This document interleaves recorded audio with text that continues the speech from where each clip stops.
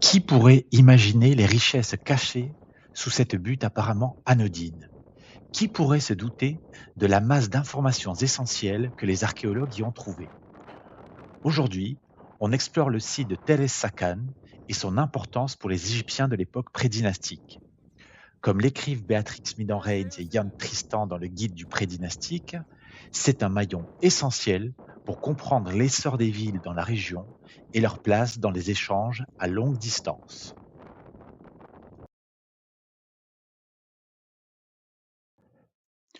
Nous sommes à Tel es-Sakan, à quelques kilomètres au sud de Gaza, dans la bande du même nom, à proximité de la Méditerranée, mais aussi de petits cours d'eau, aujourd'hui le plus souvent à sec. On peut distinguer une haute butte de sable entourée par des bâtiments modernes. Et bien justement, le site a été découvert par hasard en 1998 à l'occasion de travaux pour un projet immobilier. Il a ensuite été exploré par une équipe d'archéologues franco-palestiniennes à partir de 2000, sous la direction conjointe de Pierre de Mirochedji et de Moïn Sadek.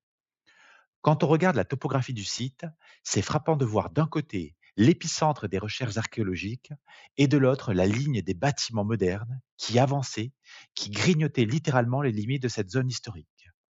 Pour les archéologues, c'était une vraie course contre la montre.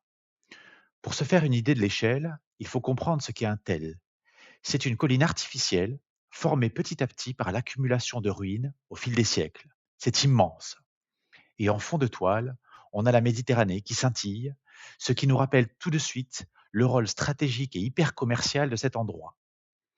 Toute une ville était cachée sous ce grand tas de sable. Le contraste entre ce terrain en apparence vague et la forte densité urbaine tout autour montre bien à quel point cette petite fenêtre ouverte sur le passé est fragile. Et puis, il ne faut surtout pas oublier la dimension humaine, physique d'un chantier pareil. Quel défi! Il a fallu déblayer des quantités astronomiques de sable avant même d'avoir la chance d'apercevoir les traces des bâtiments antiques.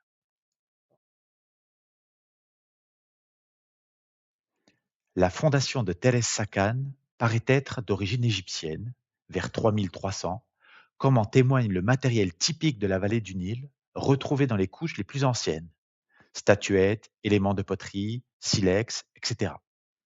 Mais la grande découverte, c'est celle de deux puissantes murailles en briques crues, d'autant plus importante que l'édification s'est faite sur la longue durée à partir d'un site qui, au départ, n'avait pas de fortification. Ceci montre bien l'importance croissante du lieu pour les Égyptiens. Des tessons de poterie portant des traces des Sérèques des dynasties 0 et 1, ainsi que d'autres objets, viennent confirmer la mainmise égyptienne sur la zone. Pendant 2 ou 3 siècles, Tel es-Sakan reste totalement égyptienne. Par la suite, l'influence cananéenne grandit petit à petit et devient dominante. La ville se transforme alors en un port et un carrefour commercial. Elle est abandonnée définitivement vers 2300. Assez brusquement, toute l'effervescence commerciale s'évapore au profit d'autres lieux, d'autres routes. La ville est complètement abandonnée par ses habitants, plus d'entrepôts, plus de rues animées. Les dunes reviennent au galop et enterrent la cité pour les 5000 prochaines années.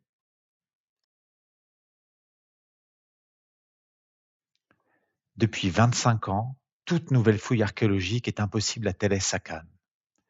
Le site a subi des dégâts à cause d'un projet immobilier mené par le Hamas, projet finalement abandonné.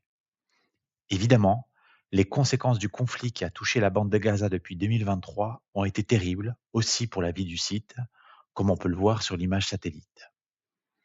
La mémoire de Tel es-Sakan subsiste cependant, à travers notamment les écrits des historiens.